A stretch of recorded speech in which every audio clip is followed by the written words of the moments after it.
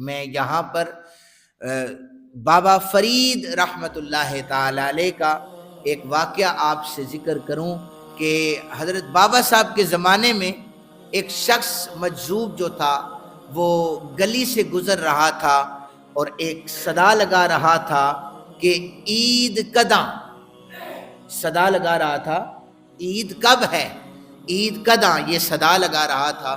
لوگ اس سے کہتے تھے کہ ابھی تو عید کا موسم بھی نہیں ہے، ابھی یعنی نہ ہی رمضان شریف ہے نہ ہی ذوالحج کا مہینہ ہے، اور یہ سب سے پوچھے جا رہا ہے عید کداں، عید کب ہے؟ تو یہ مجذوب ہے، پاگل ہے۔ تو حضرت بابا صاحب کی جب نگاہ اس پہ پڑی تو جب اس نے کہا بابا جی رکیں، مجھے میرا جواب چاہیے، اس نے پوچھا عید کداں؟ حضرت بابا جی رحمت اللہ تعالی علیہ اللہ کے اولیاء میں آپ کا شمار ہوتا ہے، آپ نے فرمایا، اس نے جب پوچھا نا عید کداں، بابا جی نے فرمایا یار ملے جداں، جب محبوب مل جائے عید اس دن منائی جاتی ہے، عید اس دن منائی جاتی ہے جب انسان کو اس کا محبوب مل جائے۔ ان لوگوں کے محبوب، ان کی محبتیں تو اللہ کے ساتھ تھی، وہ حقیقی محبتیں کیا کرتے تھے۔ کہ مجذوب کا سوال تھا عید کداں، تو بابا جی نے فرمایا کہ یار ملے جداں، جب یار مل جائے تو عید ہو جایا کرتی ہے۔ اس نے رک کر پوچھا بابا جی یار ملے کداں، یار کب ملتا ہے؟ تو حضرت بابا جی رحمت اللہ تعالی علیہ نے فرمایا میں مرے جداں، جب انسان کا تکبر ختم ہو جائے، جب انسان کی انا ختم ہو جائے، جب ہر شخص کہتا ہے نا میں کوئی چیز ہوں، میں بڑا ہوں، میں نے یہ کر دیا، میں ایسا کر سکتا ہوں، یہ تکبر ہے۔ ہمارے معاشرے میں یہ جملے بہت زیادہ پائے جاتے ہیں، میں ایسے کر سکتا ہوں۔ آپ کیا کر سکتے ہیں؟ آپ کچھ نہیں کر سکتے جب تک وہ ذات نہ چاہ رہی ہو۔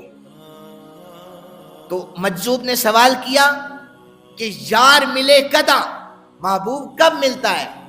تو بابا جی نے فرمایا کہ میں مرے جداں، جب انسان کی میں مر جائے تو اس وقت وہ اپنا جو قرب ہے وہ عطا کر دیتا ہے۔ تو پھر مجذوب رونے لگا، کہنے لگا ان گلیوں میں کسی نے بھی میری تشفی نہیں کی، میری تشنگی کو دور نہیں کیا۔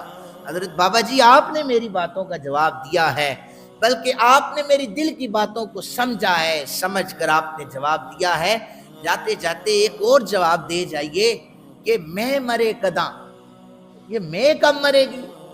اب یہ بھی تو میں مارنا چاہتا ہوں، میرا تکبر، میری انا، چونکہ ہر شخص انانیت میں مبتلا ہے، میں مرے کداں؟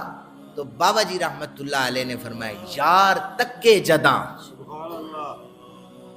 اس کی جب نگاہ پڑ جائے، اس کی بارگاہ سے جب توجہ ہو جائے تو پھر انسان میں تکبر ختم ہو جاتا ہے، نفسانی خواہشات ختم ہو جاتی ہیں۔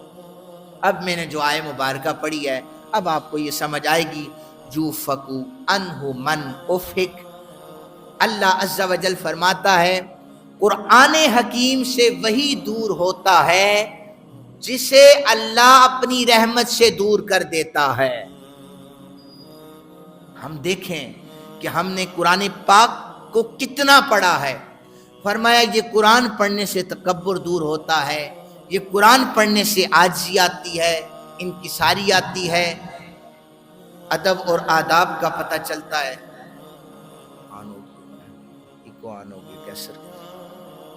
ادب اور آداب کا پتہ چلتا ہے، اور انسان جو ہر وقت اس انانیت میں مبتلا رہتا ہے، اللہ عز و جل قرآن حکیم کی برکتوں سے انسان کے اندر عاجزی لے آتا ہے۔